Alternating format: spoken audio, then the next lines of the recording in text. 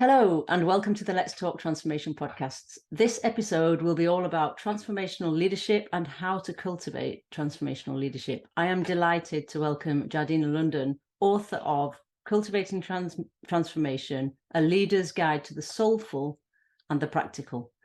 Jardena, welcome to the show. Thank you. I'm happy to be here. It's great to have you. So, Jardena, you're a consultant, the good kind. We'll come back to that. I'll come back to that later on in the discussion. But you've spent the last 25 years finding ways to transform organizations, but ways that can nourish our soul. A quest I'm also on, and that we both share, and I think the more the merrier, as we try to move to cultures that are more soulful and that let people thrive. But you actually started out as as a programmer, thinking that technology could maybe solve people's problems and organizations' problems, which you soon found out was maybe not a powerful enough lens, let's put it that way, to understand what was really going on. So, which brings me to your story, which we shared before the show. And I would like to start there, if I may. So, Sure. with that programmer who was intent on testing the hypothesis that technology could transform organizations successfully, it's a multi-layered subject, but it's at the heart of it, isn't it? So could you share a little bit your story with us and your definition of transformational leadership? Sure. So I'll start with my story. It's interesting how you described it. I hadn't really thought about it as that I was trying to have technology solve organizational problems. I just thought, it would solve some things. We were mostly doing automation back then. But the part that was shocking to me was that all of these really, really, really smart people in technology were failing over and over again to deliver. Mm. So could technology solve the problems? We couldn't even get out of our own way, let alone solve problems. Maybe Okay. technology can solve organizational problems. I don't think we know yet Yeah. because we couldn't even deliver a simple automation on time and on budget in those Yeah. days. Interesting. So, and so I just started to peel back. Why are we failing so horribly? And it wasn't, a lot of the technology was new, but Mm. that's not why. It was because we weren't managing it properly. Right? We Mm. weren't managing ourselves. We weren't communicating. It had nothing to do with the tech. Yeah. And So yeah. that became my quest to find out how do we organize ourselves better and more effectively? Mm. And it's interesting because it's not about expertise, is it? As you say, you knew how the tech worked, or you could find out very quickly how the tech worked, Right. but that wasn't enough. So how did you get to, and can you share with us, your definition of transformational leadership? Sure. Yeah. So during my quest of trying to figure out it started with just how to have better meetings. Like why were Yeah. meetings so terrible? And then I started to get more into this whole body of knowledge that I didn't Mm. know about organizational design, which I didn't even know what that Mm. was back then. But I got into transformational leadership just because of the nature of the work that I do, that is finding new and better ways of working. Mm. And how do we introduce that into embedded systems? So, when I think about transformational leadership, you asked about what my definition is. Mm. It really is anybody who wants to make their world a better place, whatever that means. Mm. I don't feel like I need to exclude anybody. If you think you're a transformational leader, welcome, Yeah. right? Yeah. You don't have to have people working for you. You Mm. can influence people in different ways. And one of the things I think about and I write and talk about a lot is you have an impact on your world. Yeah. Whether you try or not, you still have an impact on your world. Mm. So what do you want that impact to be? Mm. And Um, but when I do talk about like who is a transformational leader, if the words change agent, pioneer, truth teller, you know, disruptor, like if any of those words resonate with you, you might be a transformational leader. and I love that because it's taking leadership down to people's personal agency and their impact on the world. So it isn't about an org chart box. It isn't Right. about a title. It's about who you are, how you show up, and how you're leading yourself first, and Hmm. then what impact you're having on your system. So it brings me Hmm. back to the idea of like sort of dancing between soulful and practical, which I really like. So if we take our first step, should I say, onto that dance floor, and I Sure. really like that analogy because I think the zoom in, zoom out is very important. Um, Mm. and you take those three different lenses of me, so individuals, we, so teams, and us, so the organization. Can you Hmm. walk us through those three lenses a little bit more and how they fit into the embedded system that is an organization? Sure. So, right, I use the three lenses, the me, the we, and the Mm. system, which others have used, so I didn't Yep. invent that. Yep. I don't want to take credit for that, but I like it because, first of all, like we just talked about a minute ago, Mm. you have an impact whether you like it or not, or Mm. whether you intend to have an impact or not. So, being super conscious and aware of who you are and how you're showing up, self-awareness, that kind of Yep. stuff, is super important because you impact the system, right? It's like the butterfly effect. If you're Yep. there, you're changing it. Yeah. So that is a really important place to start. And then you get into the we, because if we are organizing as more than one Mm. person, we need to think about how we connect with people and how we connect people together. Yeah. That's the mobilization Mm. of an organization. So how do we do that with maybe empathy, rapport? I talk about healing pain. All of those things are about creating that cohesive unit. Mm. And then the last one is the system. And the system is what we naturally tend to jump to, which is that those processes and things and structure that we put in an organization that make it work and support all of the values that we espouse. Mm. So we do tend to think about system, but if we jump to system without thinking about ourselves and the people, Mm. that's when we end up with these systems that don't work very well. Absolutely. And I think it's one of, well, it's one of the questions I get asked the most is how do you scale? How do you, and we'll come to that later on around how you scale Yeah. into what you define as a soulful organization, which I love as an idea because it's really, that's what we're trying to do. But Mhm. before we go there, what for you are the underlying assumptions, therefore, for leadership to be transformational? Yeah. So the underlying assumptions are that we actually do create organizations for the people in them and society Mm. versus what we've done for many years, which is the shareholders, right? Yeah. Yeah. So and just the money. So if you think about these large organizations with 500,000 and more people in them, Mm. Amazon, Mm. um, are we not serving? Is that not part of the community that we're serving? Mm. I mean, Mm. we think about employees because that's basically we think about that as our raw materials, but Yeah. really they're also the audience, right? I Of mean, if course. we can't Mm. sustain ourselves as the people who work there, that's part of it. And then the other piece is society. Mm. So the other underlying, we talk about, there's a big thing with society's impact from organizations now with climate change and things like that. But what I think we need to start talking about is how we behave when we're at work 8 plus hours a day is how we behave in society. Mm. And if it's like, you can't say we go to work and be miserable for 8 hours and then we go live. Like that is living. Yeah. And that behavior, those behaviors that we practice all day long bleed into how we act as a society. So I think some of those assumptions that impacts our world um, are need to be talked about more. Because I think it's become a model, hasn't it? From management practice, but also from the way the Industrial Revolution and the way work has evolved, that wearing a mask at work is okay. So you have a work mask and a sort of home mask. Right. Um, But those work masks they start to become our home mask. And I don't think we yeah, realize that.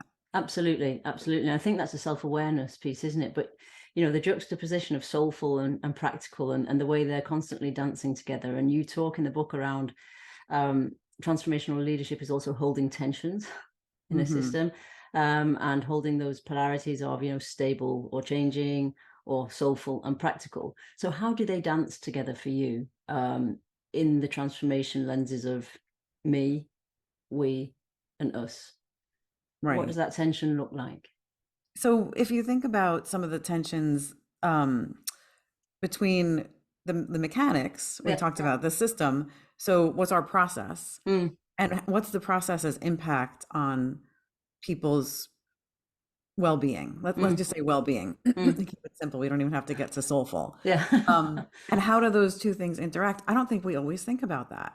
So I think we've spent a lot of time thinking about what the processes are that will make us money and then trying to counterbalance it with Mm. some soulful team building, feel good stuff, Mm. right? It's sort of So true. Mm. the I don't want to, like you do something bad and you counteract it with something good, but they really need to be together and Mm. working in a generative way, not a compensation. Mm. So if you think about having a practice that should be soulful, or sorry, that's making you money, but how is it also soulful? Because honestly, to make money for the company should actually feed the soul of the organization and the people in it. Mm. So Mm, there's no reason that you can have some process, and I give examples, processes that everyone hates, right? yeah. Performance reviews, Yes. budget, right? There was no reason that they can't be soulful.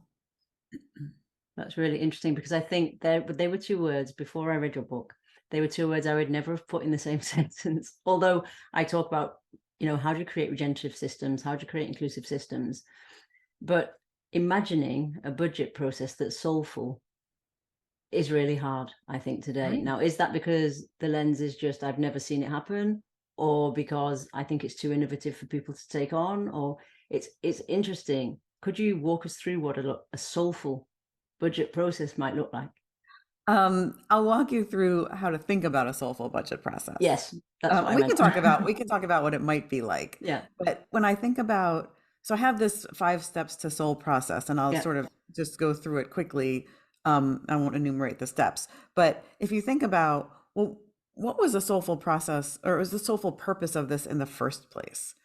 Right? There's a reason that we create budget process. It's not to make everyone miserable. That's yeah. not the purpose. The purpose is to create optimal investment for the Mm, company to fuel us and have us all keep our jobs and mm, thrive and have the mm, company thrive. That's the soulful purpose. So where did it get lost is the mm, question, right? What's making it so step two, what's making it soul crushing? Well, mm, because it takes a year and it's a lot of meetings, and then you have to be better than your friend and your peer, and there's a lot of dysfunctional things that happen during that process. mm, So it's a matter of unpacking those and figuring out how we can get back to the soulful purpose mm, and reimagine what it means to have a budgeting process that feeds and fuels a thriving company and the people in it.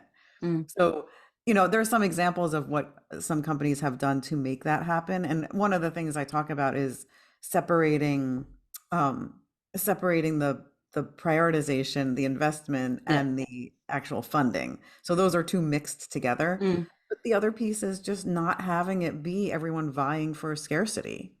yeah, It is, and I've seen this companies actually achieve this where it's not whatever it's not a zero sum game where mm, I get some budget and you don't, and I have to win. It's what are we doing that's best for the company, and how can we all participate in the things that are most effective for the yeah. company? Yeah, so you're coming from a lens of abundance, aren't you? In terms of if I put in place a circular, more regenerative model, which is probably the opposite of a sort of hierarchical sort of scarcity model. Right. So maybe that's the first thought process, but I really like the Yeah. thought process of where is it soul crushing? Because we never Yeah. ask ourselves that question, but we see soul crushed people, or we might feel soul crushed quite a lot, but we never ask ourselves those questions. Right. And that was one of the other things, you might be getting to this question, but if we allow that pain to fester, Yeah. you can never transform. No. And it does bring me to a question I had about being an organizational healer, which I just love that idea. Being an organizational healer, and you tell a great anecdote in the book around when you took on that role, and how it changed the outcomes. And I would love it if you could walk our listeners through that, but also through the learnings as you went through that process. Sure. That was, and I didn't know I was doing it then, Yeah, by the way. but It's that's the just in best part. retrospect. Right, right. I was new in a role, and I went to a meeting that was a status meeting of my boss and her Mm. peers with their boss, right? They invited me for some reason. I was new. Um, and they were talking about, it was product development. Mm, They were talking about how they were developing all these products, but they were getting stuck at finance's door because finance had to be able to price them and mm, account for them, right? mm. And account for the revenue, right? And finance had only one person doing that for this giant company. So it was just a huge bottleneck.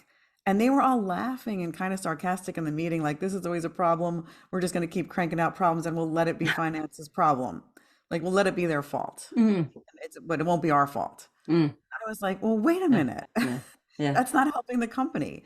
And they were just kind of like, oh, you're so naive, you little new girl. And I was like, well, let me work on this. And they laughed hysterically at me and said, that's so cute. But, they let me do it. And I did. And I went in there and I created a list, a backlog, and they laughed at me. Just a list of prioritization for the products that we wanted them to work on. No big deal. It was a list. Mm.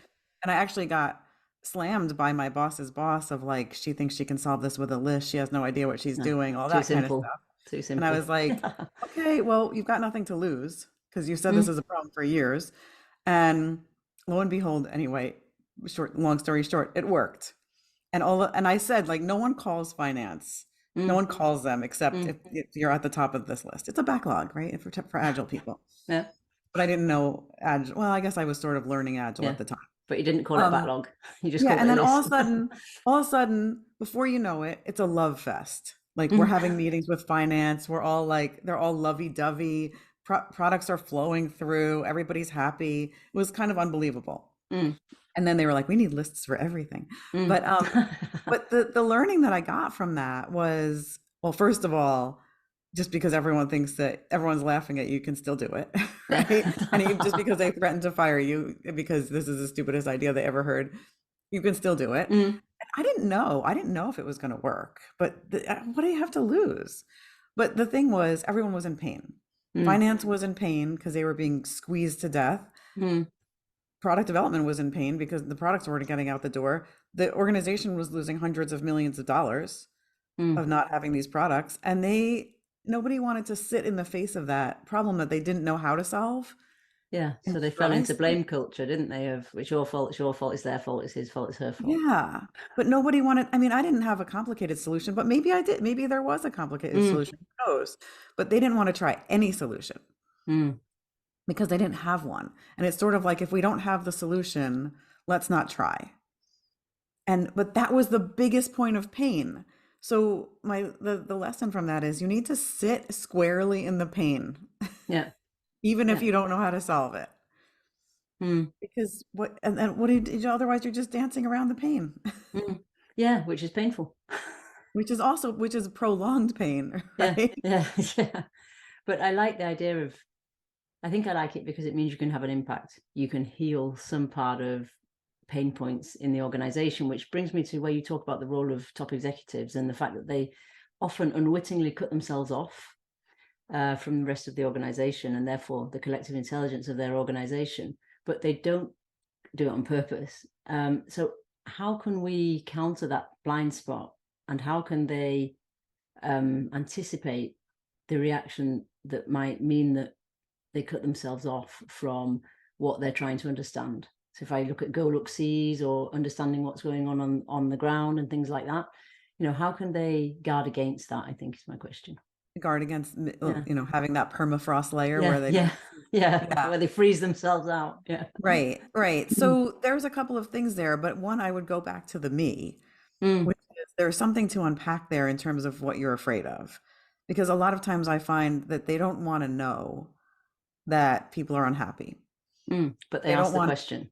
as a matter of fact, I was in a meeting not too long ago Mm, where we knew that people were super frustrated and they went and reported upwards of like, we haven't shared the information. People don't know. They're not upset, but they know you haven't shared mm. it, but it leaked and everyone Yes. knows and everyone's Yeah. upset. So we can sort of like try to buffer that, but Mm, it's so that buffering is not helpful, mm, so that information does need to be, I think it was discouraged from sharing bad news, right? So mm. that allowing bad news to be shared.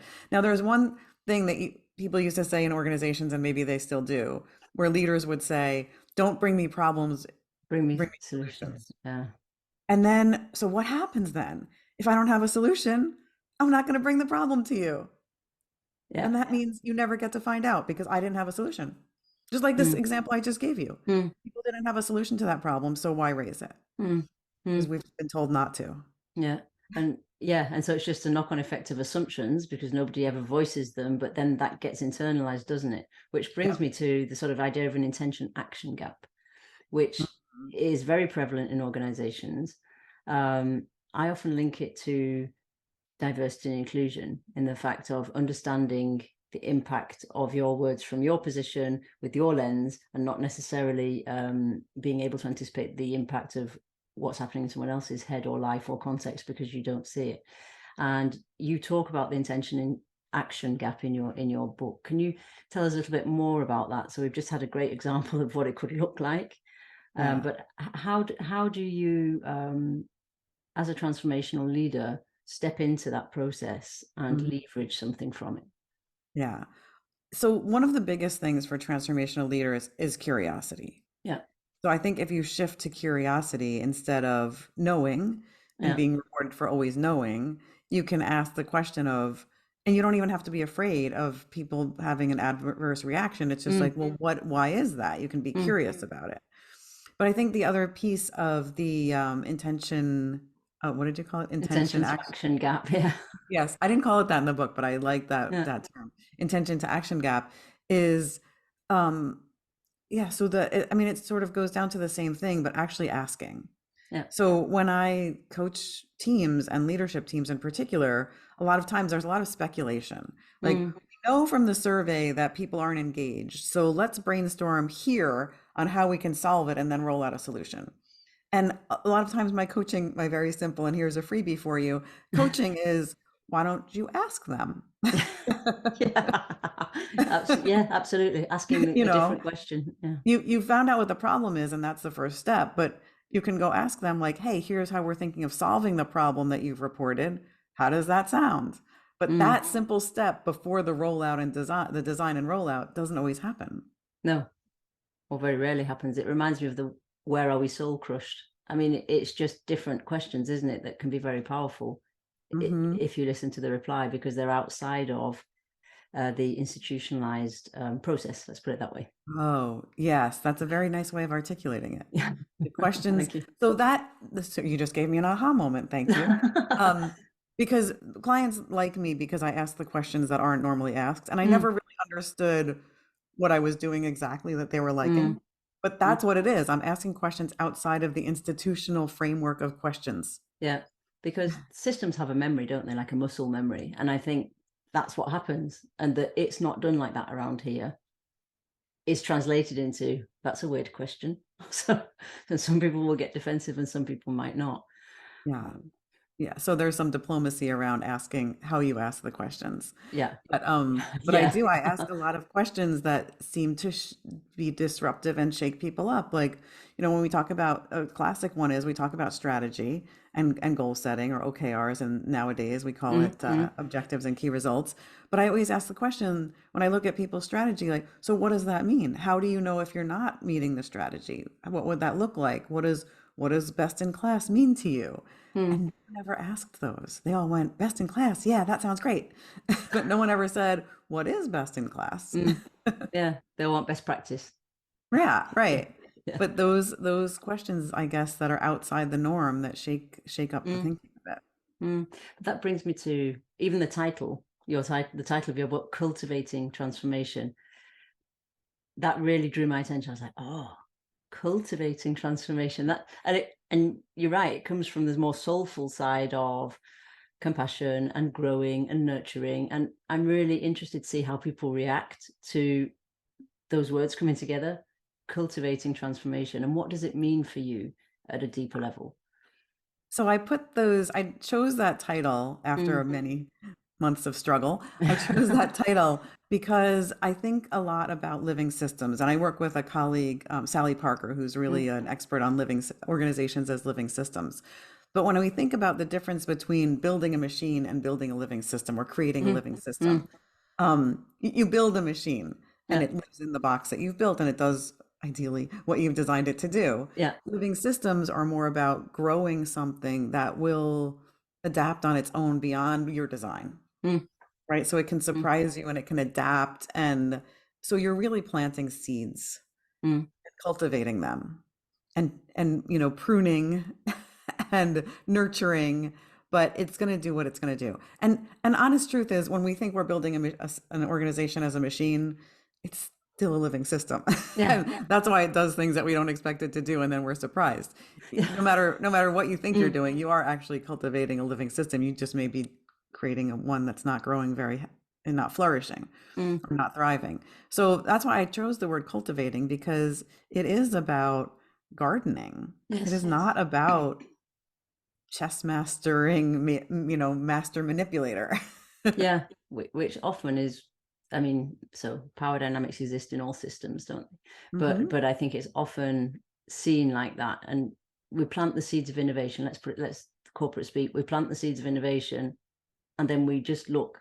and watch to see if they grow. But there's no watering, there's no cultivating, there's no gardening like that. And I think it's really interesting to think of organizations as living systems, yes, but how you cultivate them. Right. And I think that's a part that's missing today from strategic thinking at the top of organizations. How do we cultivate the new behavior or the new human systems we want to create? And I like the idea of ecosystems, the me, we, us, and therefore, how do you cultivate that Yeah. across those concentric circles? And it brings me to, so for me, human systems are about messy problems. Bridging digital and human is always about messy problems. And one of your takeaways that you give in the book is let it be messy. And I really like that. And so can we just dig into that a little bit? I love it. What's I what's love this. messy and why Yeah. should we let it be messy? So I think one of the assumptions you asked me at the beginning Yeah. about some of the assumptions that we have to maybe let go of Mm, is that things should be neat and orderly in order, and that means that they're effective. mm, So I do an exercise with teams where, and I got this from somebody, so I don't want to steal it, but where there's a lot of exercises like this when we think about self-organizing teams. That's why mm, I started doing it, where we say like, okay, we want everyone to line up, and we'll pick someone as a manager to line them up by last name, and then and no, no talking kind of yeah, thing. yeah. And I time it, and it doesn't matter, 20 people, 50 people, it takes like, I mean, it's harder when there's more people, but maybe it's Mm, like 5 to 7 minutes to line up all these people, and it's very orderly. They're doing like kind of a binary sort. mm, They're moving people around. They're fine. Sometimes they know their last name and sometimes they don't, so they have to ask. But it takes a few minutes, and then we say, "Great job." Then I say, "Okay, now line yourselves up by birthday," which you probably don't know each other's birthday. mm. Um, Go. And it doesn't matter if I have 20 people or 50 people or 100 people. It's like about 25 to 30 seconds. But what happens during that 25 to 30 seconds? It's loud. Yeah, It's chaos. People are bumping into each other. yeah. Someone holds up their hand and says, "April." I mean, it's they're yelling. Mm, And then I ask the question at the end in the debrief, what would happen if your vice president walked in during the first one? Good job. What mm. would happen if your vice president walked in during the second one? Fire Jardena. She's crazy. Because it looked very messy and chaotic. But Mm, what was the outcome was in a fraction of the time we organized mm, ourselves. So mm, it doesn't always, and the biggest lesson from that, although there are many, is it doesn't have to look neat and orderly to be effective. mm. In fact, it probably doesn't. It doesn't ever look neat and orderly because as a first stop, does it? Right, right. No, it doesn't. But that's okay Mm, if you're paying attention to the outcome. But if you're mm, judging on the orderliness and that makes you feel safe and certain, that mm, false sense of certainty, you know, mm. and But then, that's what we're conditioned to do. yeah, which is missing the messy part of what makes it so creative. Also, in terms, I think often people, and this is feedback I get from leaders, they're scared is maybe too big a word. They're reticent to have difficult conversations if that's what comes out of a messy process. So there are always uncomfortable things that come out of messy processes because humans are what humans are. And so I think it's interesting to look at, how we can equip each other to have those more difficult conversations, because that's what messiness is also about, isn't it? And that's where you get your creativity from. Yeah. Um, And those messy conversations, the difficult conversations, I think that is where the rubber meets the road. yeah, Like, having those sets an organization apart from one who doesn't. And one of the other things when I coach transformational leaders mm, is I think we make assumptions about some of the people around us, like whether or not they're worth having a difficult conversation with. definitely. And my Mm, coaching on that is it's always worth it for you to mm, develop your leadership by having that conversation. You may decide that that person is not in the right job. mm, You may at the end of the day decide that, but you need to go through the right process to mm, get there and mm. not avoid it. Yeah, so it's like going to the gym, isn't it? You're exercising that muscle, whatever happens. Yeah. You need to do the right thing. And also people see, other people are seeing you do the right thing. Mm, And also you might end up finding out something that you didn't know. But yeah. even absent that, right? Do the Mm, right. So mm. I think those difficult conversations are so important. Mm. And if I take that and we try and scale that skill, because I love the last chapter around how you scale this, because well, how you sort of operationalize it and how you scale it, two different things, but the same. So how you make it practical and soulful, I suppose. Yeah. And you go through the different types of organizations around, deeply curious organizations or emotionally literate organizations, or, curious organizations and soulful organizations. So I was really interested in the idea of collective identity and collective emotional intelligence and what actually makes a soulful organization. Could Hmm. you walk us through not only what is a soulful organization for you, but also how you can scale those skills? Yeah. So let's talk about, so what I did in that chapter that you're referring Mm, to is I took all of those skills that we apply to ourselves as individuals yeah. and applied them at an organizational level. So I do love the word operationalize Mm. because, and it doesn't sound soulful, but Yeah. because I think a lot of the people out there that are espousing collaboration and Mm, on organizational like cohesion, mm, they don't give an operational support for it.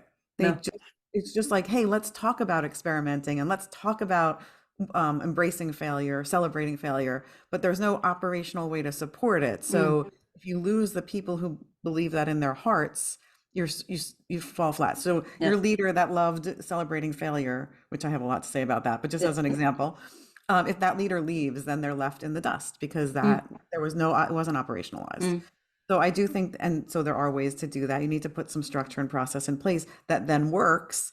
And when someone who doesn't believe it comes in, it doesn't matter if they believe it mm, or not because it's working and it's effective.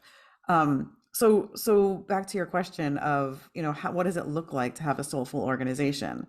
So like we were just talking about, that's the practical, is that it actually does have operational support mm, for some of these values. So mm, when I think about something like, I don't know, emotional literacy. When we have practices in place and that are embedded in the organization for um, naming emotions mm, in a healthy way, for example, mm. check-ins. Yeah. Check-ins is a great way to maybe mechanize that. Then that again, like that operationalizes it. We don't have to. It's not all talk. It turns Mm, into action, and it mm. turns into embedded action. Yeah. So if you think of, and it's really easy, if it's hard to think about the soulfulness, you can think, I often find it useful to think about the soul, like what's the opposite? What's the soul crushing? Yeah. Soul crushing is that we have practices in place that are embedded that crush souls, Mm, right? yeah. So how do we then flip it to have practices in place that help souls flourish? Mm. Yeah. So So as some opposed of to, that might be also like escalation things, yeah. right? So what are our practices there to bubble things up when they're not working? Mm. And as opposed to shutting things down, it's opening things up, isn't it? Which is for me linking it back to the cultivating verb of, if you put developmental practice in place, as you say, it doesn't matter if one leader walks out, another one comes in, the change is already developmental, if you like, and sustainable in the organization.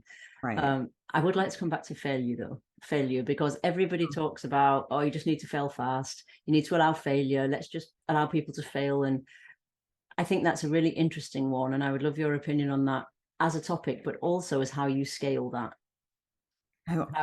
that acceptation of failure in a culture. So I don't necessarily subscribe to the word, and I used it, I know, a minute ago, but I don't necessarily subscribe to celebrating failure. Yeah, tell us why I not. and I guess my dispute there isn't that you should, isn't the opposite. I'm not saying Mm, you should beat people when they fail. I'm saying the definition of the word failure, I have trouble with the way it's being used. mm, So I'll tell you something that happened way before I was in this field. I was in my 20s, and I had a roommate who asked me one day, she said, "How do you do everything you do without being afraid of failure?" And I was like, "Well, I never fail." And she said, "But you do." And she went on to list 10 things I had failed at. And I was like, but those aren't failures, those were learnings. And I know that that's, of course the rhetoric says that, mm, right? But mm, I really thought that. Like I did fail, but then I learned and did something better, the next year or the next decade, like who mm, knows when. But I just never framed it in my head as a failure. I framed it in my head as something I learned. mm. And so when we say celebrate failure, are we really celebrating failure? Or are we celebrating learning? And I love that. I love that question. I think it's a really important question. Yeah, and I don't mean it like to be Mm, all positive about. I'm not trying to be positive about it. That's really how I feel. mm, mm.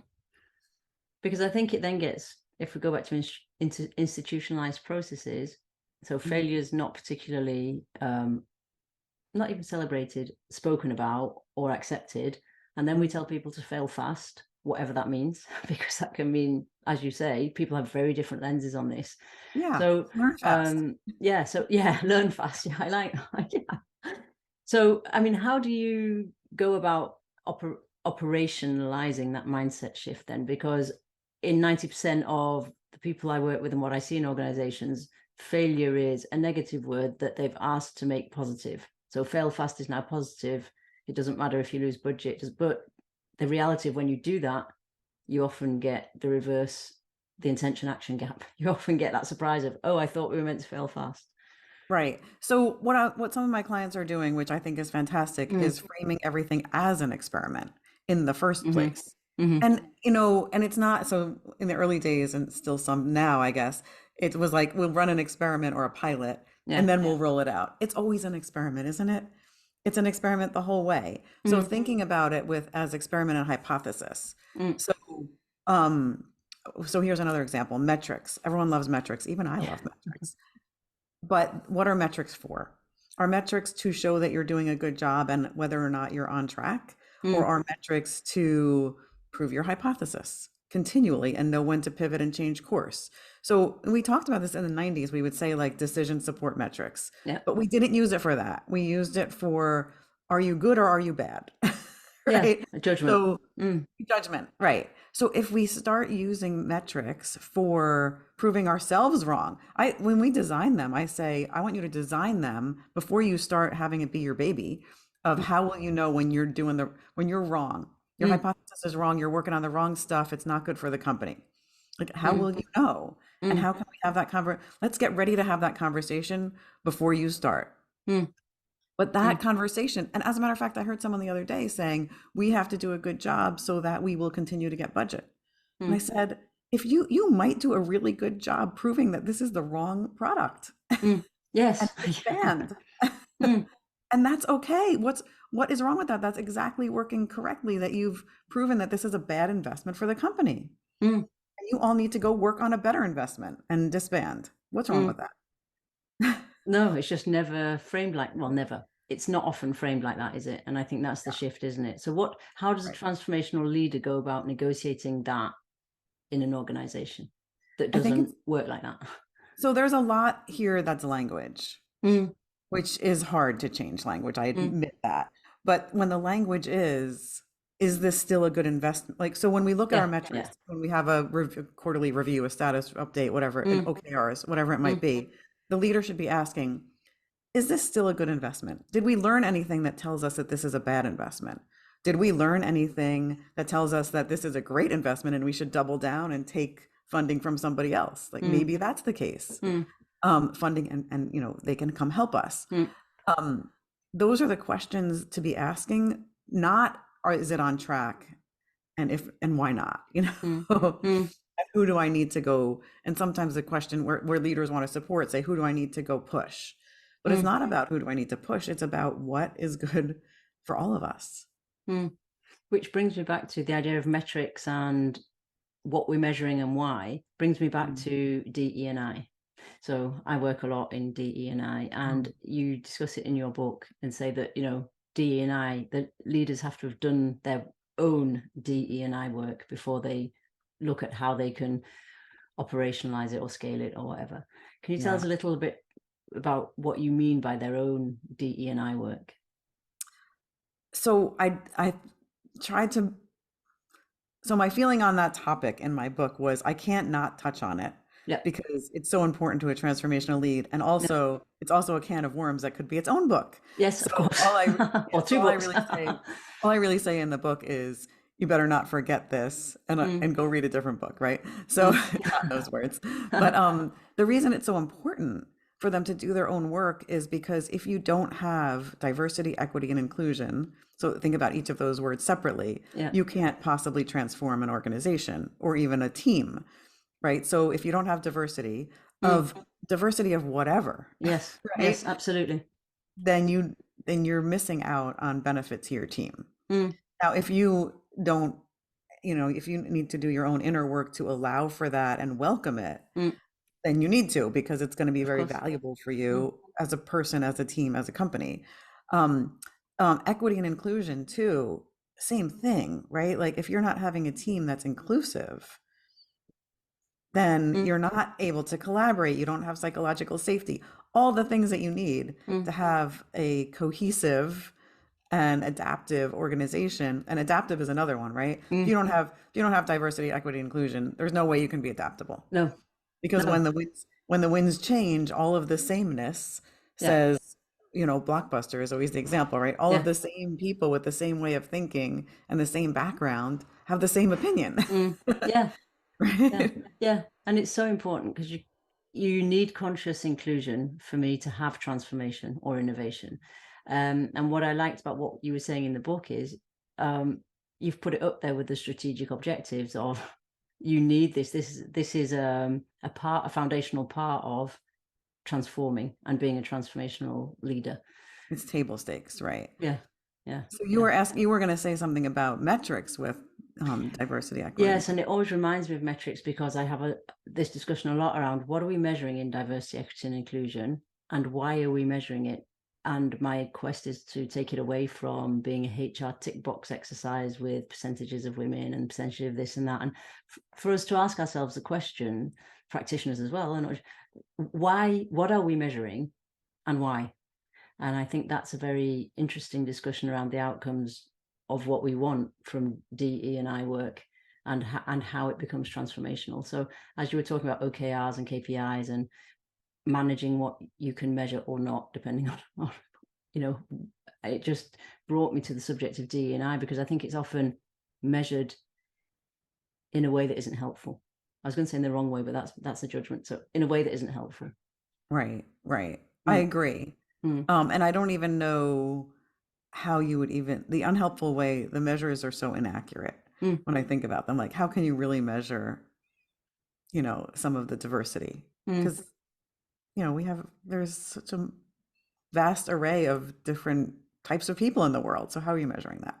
So I Mm. think looking at measuring the outcome of diversity Mm. versus the input of Mm. diversity is maybe more useful. Yeah, which is what brings me to the subject of transformational leadership, because that's a big part, isn't it, of creating the conditions for transformation. Right, right. Mm. And those might be the inputs, Yeah, right? Those might be seeking more diversity. That's the input. That's the yeah, creating the condition. And then yeah, the outcome is you have a vast array of perspectives on your team. mm. Yeah, or getting curious, like we've already said, or reframing failure as learning, or or whatever else we decide to do that fits into the model that fits in with the culture of where I work. Mhm. Jardine, the time is running, but I would have a last question of what would be your call to action for people listening thinking, I really like the idea of cultivating Mhm. transformation. Today we've got practical things, but we don't have soulful things or we haven't linked it to soulful things. What would your call to Yeah. action be to those people? So I'm just going to reiterate a few things and sum up what we talked about. The first piece so let's do the me, the we, and the system. I'll give you a Yeah. call to action for each. So in the me, it's like know thyself, which, Mm. right? It is know your impact that you're Mm. having and just start to become aware of that. And really the biggest thing you can do as a leader is look for blind spots. Yeah. Look for people who will tell you your blind spots, by the way, because as you move up, they'll less and Less. less tell you your blind spots.